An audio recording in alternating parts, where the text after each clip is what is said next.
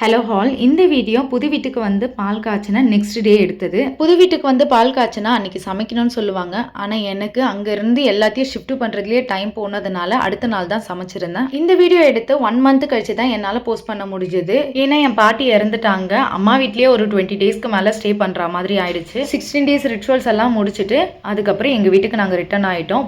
போட்ட மாதிரியே வெட்டு போனதுனால எல்லாத்தையும் அரேஞ்ச் பண்ணி வைக்கிறதுக்கே 1 வீக் மேலே ஆயிடுச்சு. ஆல்மோஸ்ட் ஓரளவுக்கு ஆர்கனைஸ் பண்ணிட்டாலும் கிச்சன் இன்னும் ஆர்கனைஸ் பண்ணல. ப்ராப்பரா ஆர்கனைஸ் பண்ணாதனால ஒவ்வொரு பொருளும் எங்க இருக்குன்ட்டு தேடி தேடி தான் இப்போ வரைக்கும் எடுத்துட்டு இருக்கேன். இன்னும் இந்த வீடு செட் ஆகல. 1 மந்த் நான் இங்கே இருந்திருந்தா எல்லாமே ஆர்கனைஸ் பண்ணிட்டு இருப்பேன். பாப்பாக்கு ஸ்கூல் ரீஓபன் பண்ண இன்னும் 1 வீக் தான் இருக்கு. அதுக்குள்ள கிச்சனை மட்டும் செட் பண்ணிடணும் அப்படின்னு நினைச்சிட்டு இருக்கேன்.